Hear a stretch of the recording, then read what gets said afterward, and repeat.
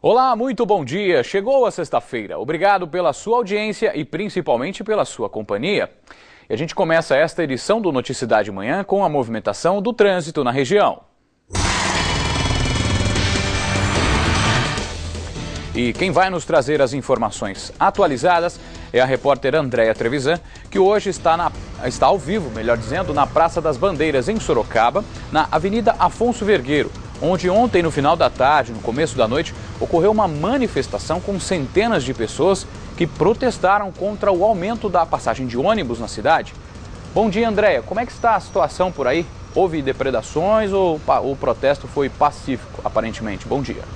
Bom dia, Fernando. Bom dia a todos que assistem ao Noticidade de Manhã. Por aqui está tudo tranquilo. Existe um ou outro papel jogado no chão, mas a gente não pode afirmar que foram os protestantes que jogaram, né? Movimentação mesmo dos ônibus que seguem para o terminal Santo Antônio, que fica aqui bem pertinho da gente. Já de acordo com a Guarda Municipal, os manifestantes quebraram alguns vidros da bilheteria e também de outros pontos do terminal São Paulo, que era o destino dos estudantes. O protesto começou por volta das 6 horas da tarde na rua Álvaro Soares, que fica aqui próximo da gente, e depois eles desceram até aqui a Avenida Afonso Vergueiro, onde fica o terminal Santo Antônio, é o maior de Sorocaba. Eram aproximadamente 200 pessoas, Fernando. Ok, André, a gente percebe aí a movimentação dos ônibus aí em direção ao centro da cidade e a Castelinho. E também a gente viu aí atrás de você um monitoramento aí da Urbis também para fazer esse monitoramento do trânsito e garantir a segurança dos motoristas, que inclusive saem agora neste momento para acessarem as rodovias da região. Como é que está a movimentação neste sentido, Andréia? Olha só, Fernando, segundo a Urbis, como você falou que administra o trânsito aqui em Sorocaba, o movimento nas ruas e avenidas é normal. Agora, falando sobre a região, em Itapetininga seguem as obras no quilômetro 122 da pista expressa da Raposo Tavares, por isso o motorista deve redobrar a atenção. No sistema Anhanguera Bandeirantes, para quem segue a capital, não enfrenta nenhum tipo de problema. Para quem segue pela Castelo Branco, há lentidão nos quilômetros 15 e também no quilômetro 26, é bom o motorista redobrar a atenção.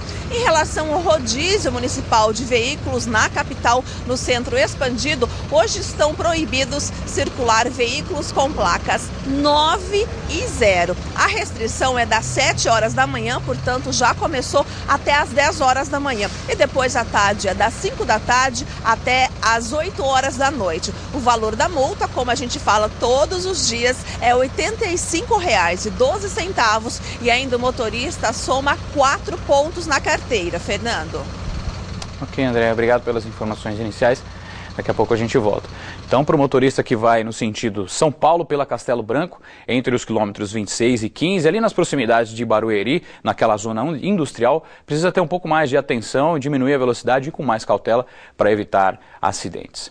4 pessoas ficaram feridas após o carro em que estavam cair em uma ribanceira na Castelo Branco, em São Roque. De acordo com a polícia rodoviária, o veículo perdeu o controle e capotou várias vezes. Um homem foi resgatado com ferimentos leves e os outros 3 em estado grave.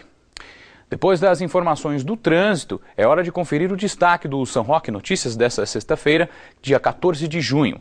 Homem é assassinado com 5 tiros em São Roque. O crime aconteceu em uma rua do Conjunto Habitacional em Gabriel Pisa. Os policiais informaram que receberam uma ligação com os relatos sobre o corpo. Os PMs chegaram ao local e constataram a morte do rapaz.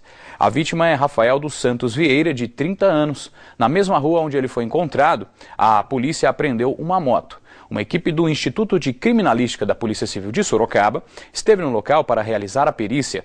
A Polícia Civil de São Roque investiga o caso.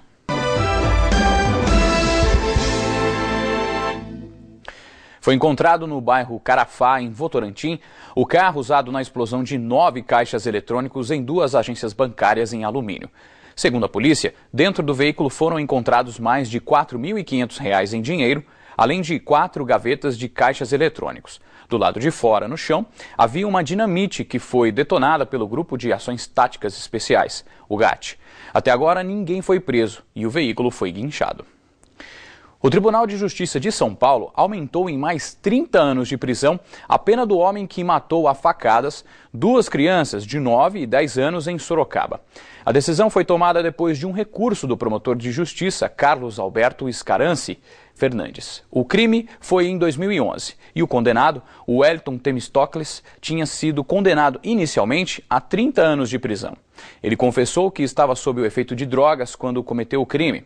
Segundo informações da polícia, o Wellington teria entrado na casa para furtar R$ 70. Ele disse que iria usar o dinheiro para comprar mais drogas. Enfrentar a morte é uma situação difícil e não costuma ser discutida entre as famílias. No entanto, uma especialista em Sorocaba trabalha com esta realidade. Em ritmo lento, é assim que a microempresa de salgados voltou a funcionar. O trabalho e a fé de Fernanda a ajudam na recuperação dia após dia, desde que ela seguiu para a Santa Casa e deu luz ao filho Lucas Emanuel. A gestação de 9 meses foi saudável e, mesmo assim, Fernanda voltou para casa sem o filho. Até agora, ela não teve resposta por parte da Santa Casa sobre o que realmente aconteceu. O caso foi parar no Ministério Público. Estou ansiosa para saber o desfecho, né? O que eles apontaram de irregularidades, né? O porquê do que aconteceu realmente, né? Em fevereiro, o Noticidade mostrou o problema. Fernanda sentiu dores do parto, foi internada, mas o bebê não voltou para casa. Morreu dentro da Santa Casa depois de sofrer paradas cardíacas. A família afirma que houve negligência por parte do hospital, onde Fernanda foi internada 26 horas antes do nascimento. A família acionou advogados e solicitou à Santa Casa todo o prontuário do dia do nascimento e também da morte do bebê. O documento foi entregue depois do prazo e com erros. Veio incompleto, né, a parte de que ele estava na UTI, que ele faleceu, a parte de óbito não estava em minhas mãos. Como se a criança fosse só mais um número na mortalidade infantil. E então isso dói. Dói muito porque ele foi tão planejado.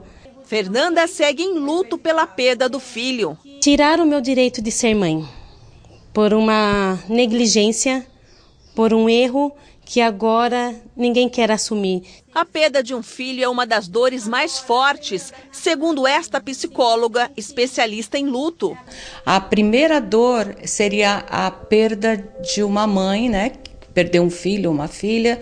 Em segundo lugar, o esposo, né, ou a esposa. Segundo a psicoterapia do luto, a tristeza desencadeada pela perda real ou simbólica dura em média até 2 anos. O luto, processo de aceitação, já foi considerado doença e, portanto, tratado como tal. É claro que o luto precisa ser expressado. Então, o choro, às vezes o recolhimento, a pessoa quer ficar um pouco sozinha, ela quer guardar alguns objetos relacionados à pessoa que não está mais aqui. Isso tudo deve ser respeitado. A gente precisa apoiar, precisa dar suporte. Nós não podemos esquecer.